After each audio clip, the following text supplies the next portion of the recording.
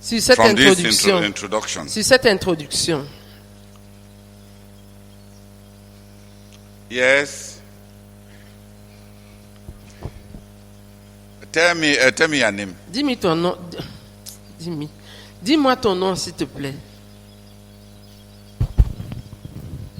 Mon nom c'est Moutama Julie. Julie Oui, de de Nyanon. Nyanon. Oui, je connais Nyanon. Ma question c'est, comme vous avez dit qu'on ne reconnaît pas les fruits, est-ce que c'est les, je peux dire quoi?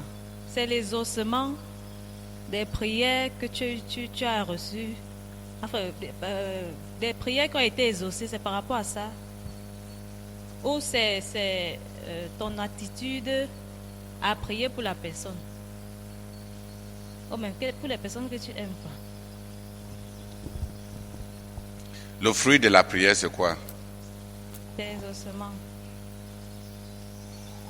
C'est par leur fruit que tu le connaîtrais. Un papaye porte le papaye.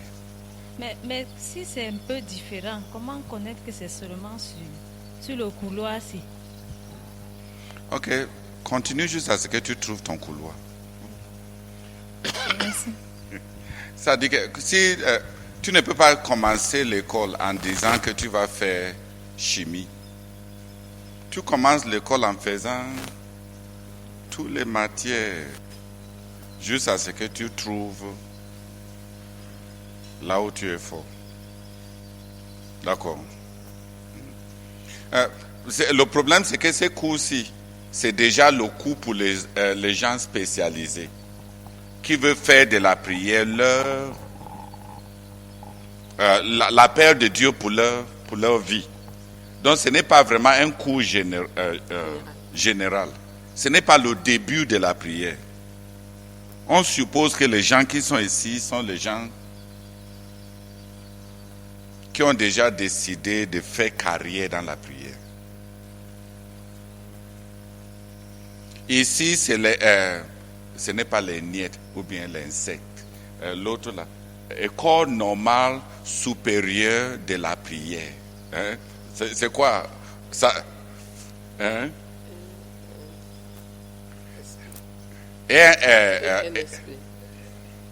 ENSP. Mm-hmm. Donc c'est pour sortir d'ici étant un enseignant et professionnel. Alléluia.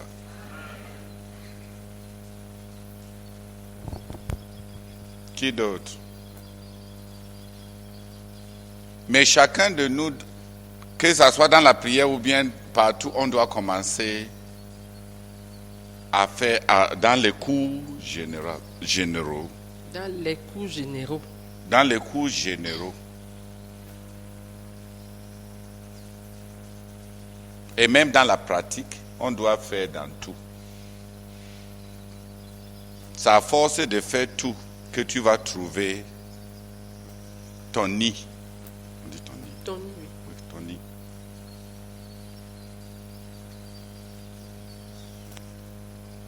Yeah, maman.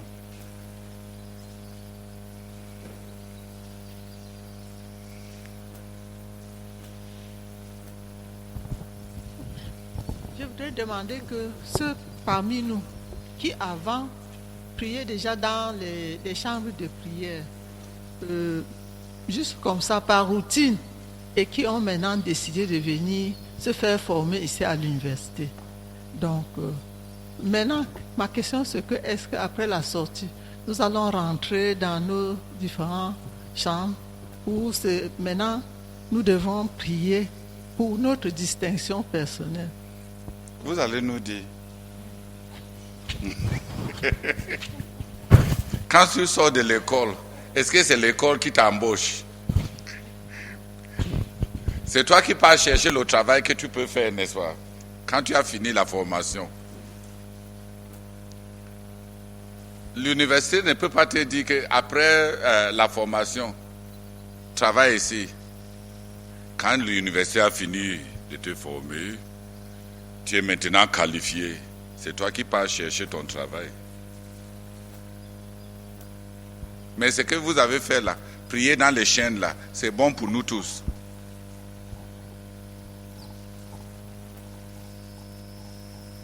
Je vais donner 2 derniers exemples. Et là, je vais arrêter pour aujourd'hui. À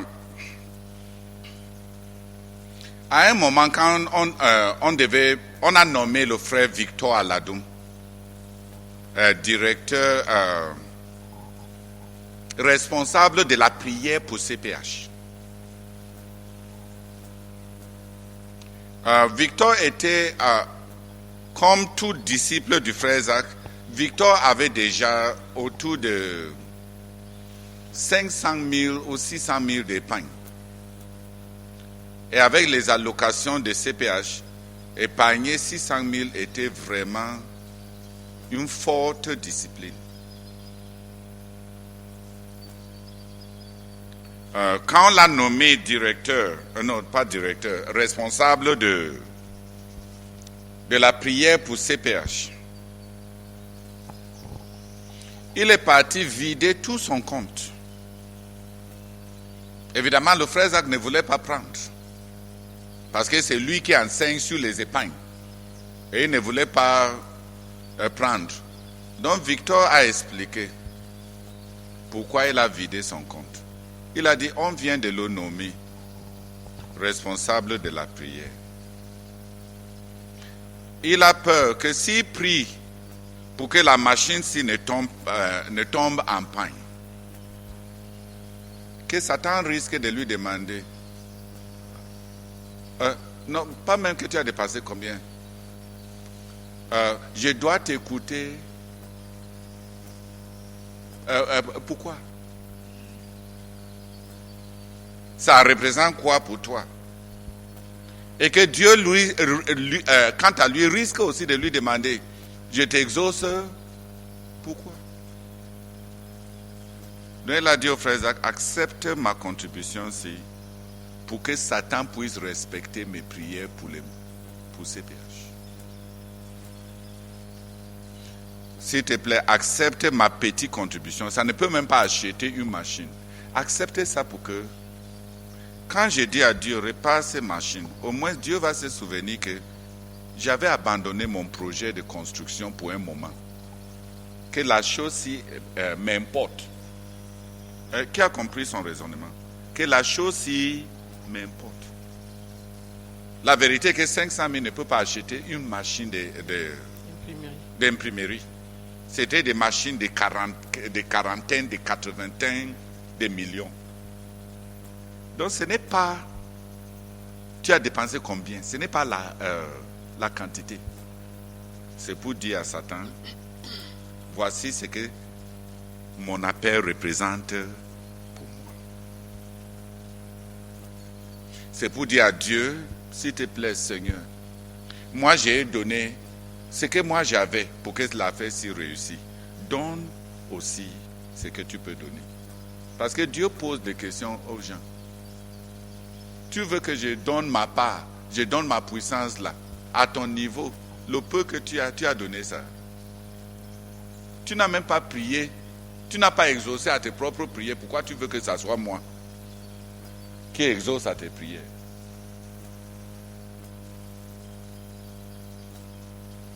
Qui a compris le raisonnement de Victor? Il voulait avoir l'autorité. De sorte que si même une machine est en panne, tombe en panne, que quand il vient imposer les mains sur cette machine et commande à la machine de continuer à fonctionner, que Dieu, Satan et la machine l'obéissent. Lui obéissent. Parce que sa vie est là-dedans, n'est-ce pas? Sa vie est là-dedans. Il y a mis sa vie. Il faut que ça marche.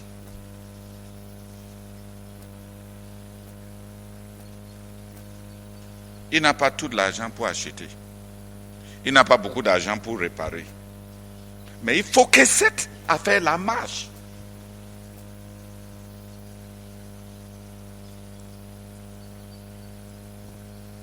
Vous avez compris que Dieu respecte, que Satan craint, que la machine obéisse.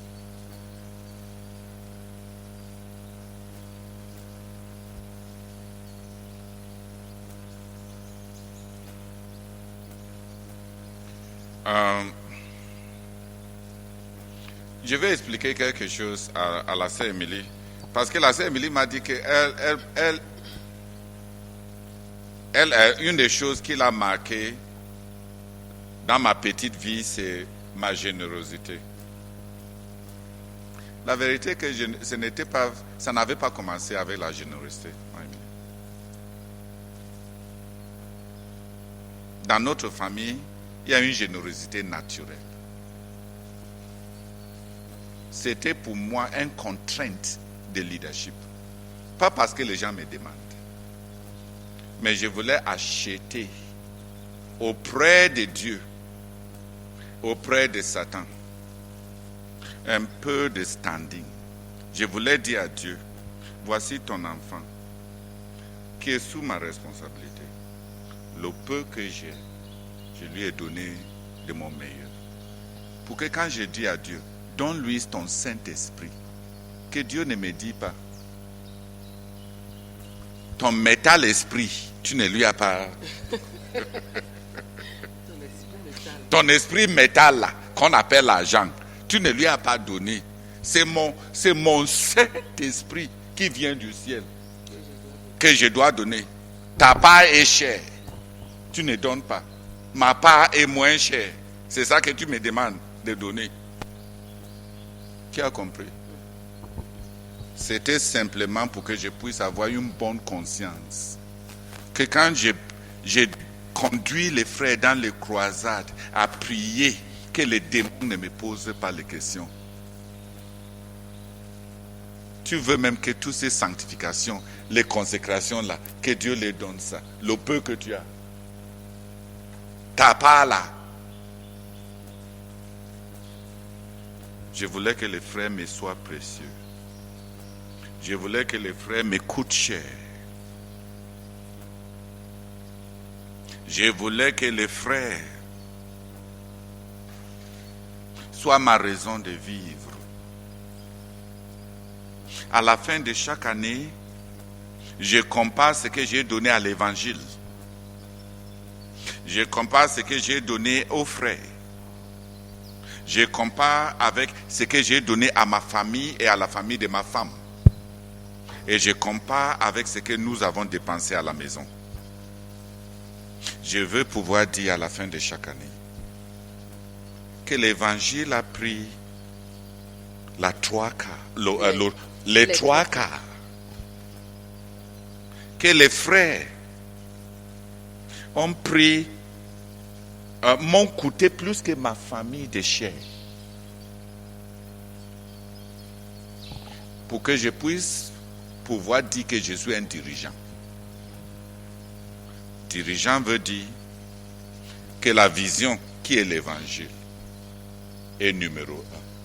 Que le peuple avec qui je dois accomplir ces visions-là me sont chères. C'est une façon de proclamer mon vrai credo. Mon vrai credo, c'est que je crois. Donc si tu viens chez moi, chaque mois, je suis rétrograde dans la prière. Mais je ne suis pas rétrograde dans les finances. Parce que pour moi, les finances, c'est pour me donner la clarté. C'est pour garder mon cœur dans la bonne direction. Aux choses auxquelles je me suis engagé. Qui a compris? Et je calcule les pourcentages et je suis jaloux là-dessus. Au-delà de la générosité, c'est pour que Dieu ne me rejette pas comme dirigeant. C'est pour que quand j'ai des jeunes et je veux prier pour les gens, que Dieu ne me déteste pas comme un hypocrite. Donc même pour le frère qui veut m'exploiter, je lui donne, sachant qu'il veut m'exploiter. Pourquoi? Parce que je veux pouvoir dire à Dieu, même pour ton enfant-ci, avec son cœur tordu, je lui veux du bien.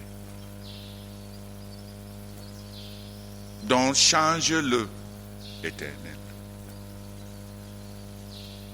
Quand il a voulu me rouler, moi je lui ai pardonné ses péchés et je lui ai fait du bien. Seigneur, toi tu me dépasses. Si au niveau humain, moi qui ne suis qu'un ver de terre avec beaucoup de méchanceté, j'ai fermé mes yeux à ce qu'il est. Toi, Seigneur, tu es bon. Ferme tes yeux à sa cupidité. Change-le. Parce que Dieu ne m'a pas promis que les gens qu'il va me donner seront tous saints. Il m'a promis qu'il va me donner des gens pour qui que je dois transformer en des gens qui sont saints. Qui a compris la différence? C'est simplement un langage devant Dieu. Je sais que l'argent trompe les gens. Quand tu donnes l'argent, les gens pensent que tu es généreux, peut-être tu es même idiot, et peut-être tu es un Père Noël là, qui est juste avec les yeux. Tu ne connais pas le mal. Mes enfants me disent que je ne connais pas le mal. Ce n'est pas que je ne connais pas le mal. C'est que je n'ai qu'une seule raison pour vivre. Dieu m'a appelé à être dirigeant. C'est pour ces gens-là que je vis. C'est pour ces cupides-là. C'est pour ces faibles-là. Si je perds celui-ci, qui est déjà là, et on passe de 100 nuits pour prier pour ceux qui sont dehors pour qu'ils viennent, ça n'a pas de sens. Si on ne donne pas de la valeur à ce qui est là, parce que c'est encore pourri, on ne cherche pas à récupérer ce qui est bon en ce qui est entre les mains.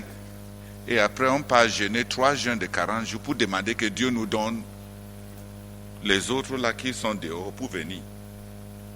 Tu vas finir par garder quoi?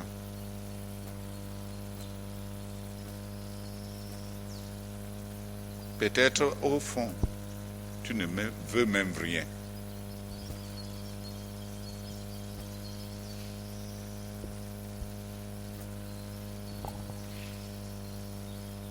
Qui a compris?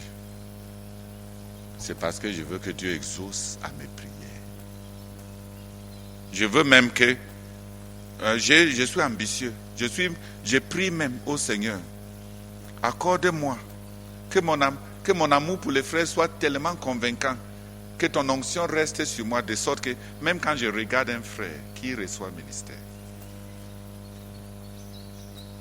n'en parlons pas de toucher, embrasser, parce que Dieu sait que tu es prêt à les donner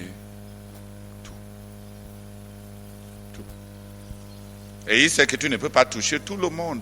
Donc, même un simple regard, si c'est tout ce que tu peux avoir pour toucher l'autre là, si la main de Dieu est sur ça, ça peut produire beaucoup de guérisons, n'est-ce pas? Dieu n'est pas limité. Mais comment Dieu va te donner sa grande part quand ta petite part, tu ne donnes pas. En fin de compte, ce n'est même pas, il ne s'agit pas de l'argent. Le langage, ce n'est pas un langage d'argent. C'est un langage de la valeur qu'on accorde à ceci.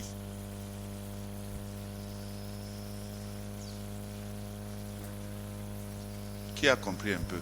La valeur que j'accorde à ceci.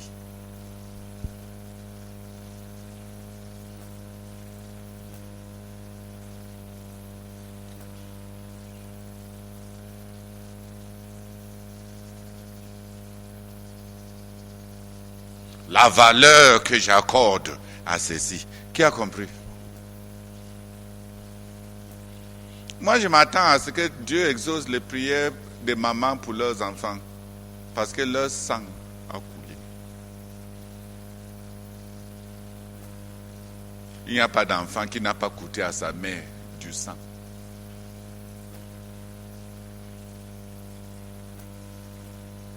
Même si tu as eu l'enfant par césarienne, tu as saigné.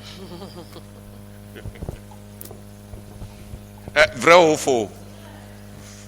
Que ça soit par voie basse, que ça soit par césarienne, tous les enfants qui sont sortis de tes entrailles, ton sang est sur eux.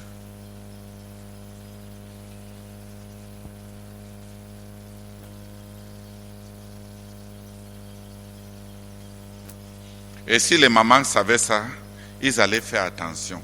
Parce que ça veut dire que tes malédictions sur cet enfant vont marcher. Parce que tu as de l'autorité. Ça veut dire aussi que tes bénédictions sur ces enfants vont marcher. Ça veut dire que tes prières pour ces enfants vont marcher. Et ça veut dire que ton amour pour ces enfants vont marcher.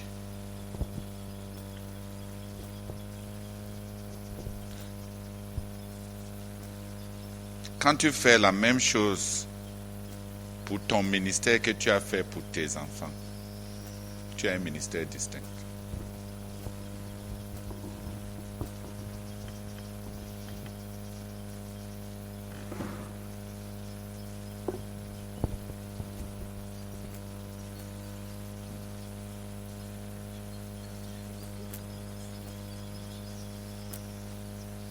C'est confus.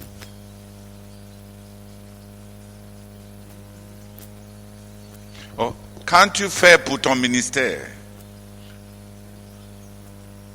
la même chose que tu as fait pour tes enfants, tu auras un ministère distinct. Quand tu vas saigner pour ton ministère, pleurer pour ton ministère, passer des nuits blanches pour ton ministère, comme tu as passé pour tes enfants, pourquoi Dieu ne va pas t'exaucer? Ce n'est pas parce que tu mérites, c'est parce que Dieu sait que ça importe pour toi. Il va te faire selon ta foi.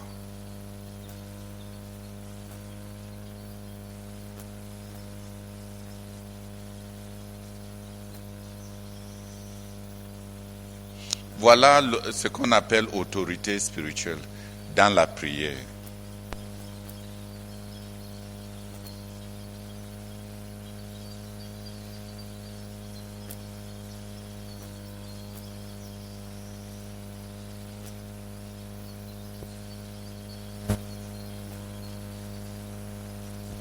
Qui a compris? Je dois donner beaucoup de directives aux gens. Je vais demander à Dieu, Seigneur, donne-moi, révèle-moi ta volonté pour tel. Si Dieu me pose la question, je te parle par rapport à celui-ci qui veut, il représente quoi pour toi? S'il arrivait que sa vie n'aboutit à rien, tu vas ressentir quoi?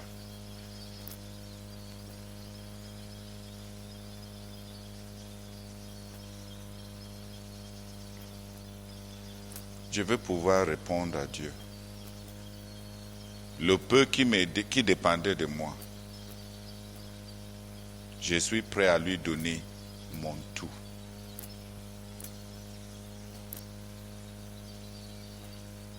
Ça ouvre les cieux pour que Dieu puisse me parler de ses enfants. Parce que lui et moi, nous partageons l'amour pour ses enfants. S'il me parle sur ses enfants, ça ne sera pas du commérage. Parce qu'il sera en train de partager avec un cœur qui aime ses enfants comme lui-même les aime. Parce que Dieu ne fait pas de commérage pour donner des révélations sur la vie des autres aux gens qui les détestent. Dieu n'est pas l'accusateur de frères. Dieu ne viendra pas te donner des révélations pour la personne que tu es. Donc tous les rêves que tu as pour quelqu'un avec qui tu es en querelle, c'est ton esprit de haine.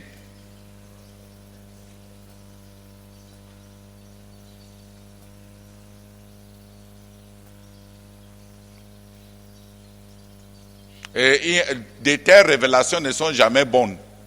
Est-ce que Dieu t'a jamais montré le bien par rapport à quelqu'un avec qui tu as un problème? Tu vois seulement qu'il a des démons. C'est lui le sorcier et le Mami Wata qui est venu dans l'église. Est-ce qu'il y a de bonnes révélations pour celui contre qui ton cœur est en colère? Pourquoi tu ne vois pas clairement que c'est les révélations de celui qui vient pour voler, pour dérober et pour tuer? Et que le fait que tu hais la personne te rend couvrier de Satan. Et que tes révélations sont vraies. Parce que c'est ce que Satan veut faire dans sa vie.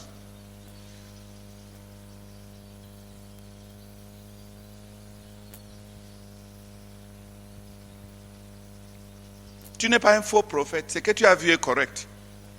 Mais tu as reçu les révélations de la bouche de Satan. À Éden, toutes les révélations étaient correctes. Dieu a dit à Adam, le jour que tu en mangeras, tu mourras. C'était vrai ou faux? Satan a dit à l'homme, tu ne mourras pas certainement. Dieu lui-même sait que le jour que tu en mangeras, tu vas avoir la connaissance du bien et du mal. C'était vrai ou faux? L'un a reçu la révélation de Satan qui était vraie et il est mort.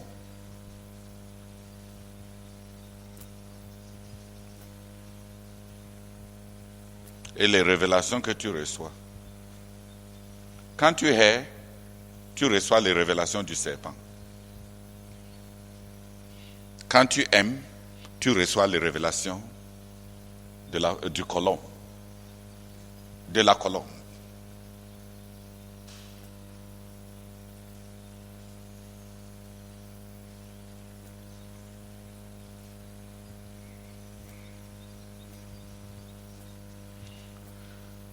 Donc je vais bloquer mon cœur pour ne pas recevoir les révélations du serpent. Parce que quand tu es dirigeant, beaucoup de personnes te blessent. Il faut que Satan sache que même si les frères t'ont blessé, que tu les aimes. Que tu es prêt à les donner le meilleur. Comme ça, il ne va pas te donner tellement de révélations à leur sujet. Les révélations qui rompent les révélations qui produisent le rejet, les révélations qui écartent. Il n'y a que le voleur qui vient pour dérober, égorger et tuer.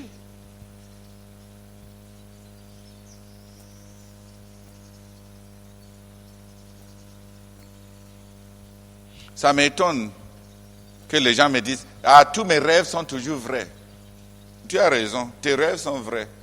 Mais ça vient pour tuer ou bien ça vient pour... Ça a fait du bien à qui?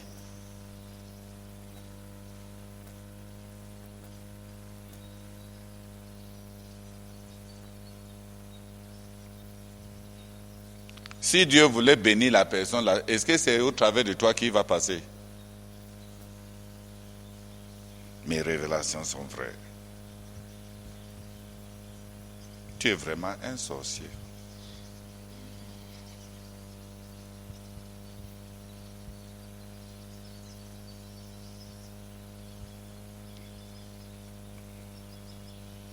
Qui a compris finalement? Donc la distinction entre l'intercession et la prière, ce n'est pas une question de dictionnaire. Qui est-ce que j'ai ma réponse a déçu qui par rapport à toutes les réponses que vous aviez écrites? Qui est-ce que j'ai déjoué avec tous ces définition-ci? Ce n'est pas dans la forme. L'intercession n'est pas différente de la prière par rapport à la forme. C'est différent de la prière par rapport à du fruit.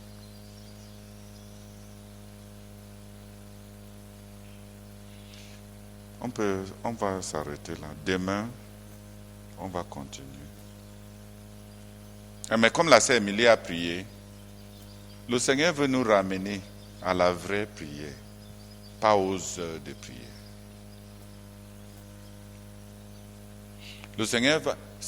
Certains d'entre vous, vous êtes dans un état d'esprit où si Dieu t'exauce, après la première fois que tu as prié, tu vas croire que c'est Satan.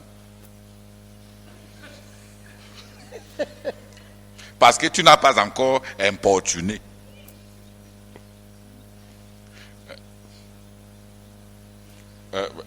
Qui comprend ce que j'ai dit là? Hein? Tu n'as pas compris? Regarde. Si tu priais à une seule phrase, ô Seigneur, bénis le frère Théodore avec tout l'argent pour payer la location de ces mois. Non, pour payer toutes les allocations de ces mois. Et tu étais parti enlever tous tes petits dîmes, comme la femme, la veuve là. Et tu as donné pour que les missionnaires les allocations soient payées. Et tu pries, et Dieu dit que, ma fille, s'il veut vraiment que les allocations soient payées. Et le lendemain, il m'envoie beaucoup d'argent pour payer toutes les allocations. Certains d'entre vous sont dans un état où, pour vous, pour qu'une prière soit exaucée, il faut importuner.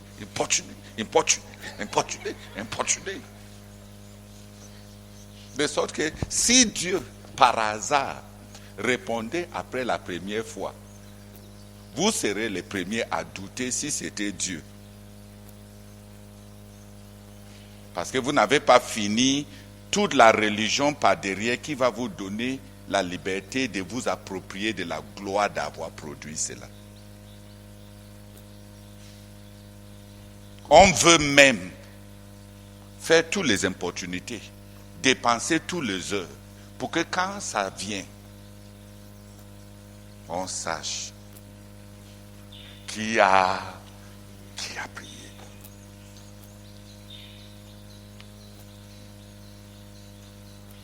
Donc si Dieu te déjoue, et que dès que tu ouvres la bouche, il donne comme ça, de sorte que tu n'as pas un grand témoignage pour te lever pour dire que j'ai prié.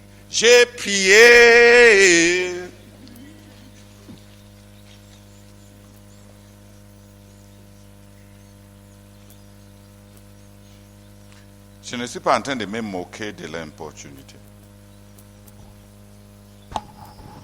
Je veux juste qu'on revienne à la prière. Et que quand on prie, on s'attend à ce que Dieu nous exauce.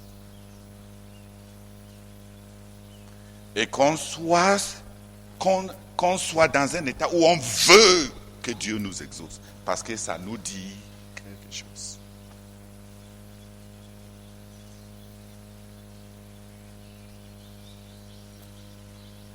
Et je pense que Dieu m'a aidé cet après-midi. Les sœurs ont les yeux qui ont compris. Ils ont compris.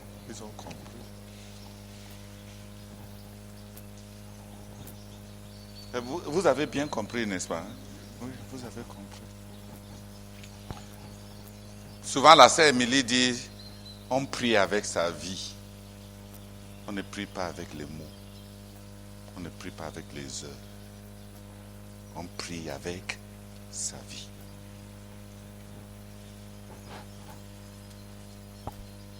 On prie avec sa vie.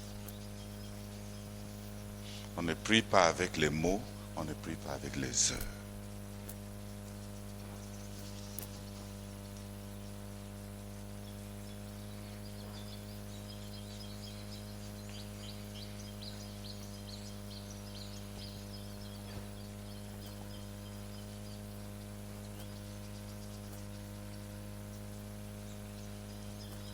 Alléluia. Que quelques personnes viennent prier. Priez pour nous. Prions.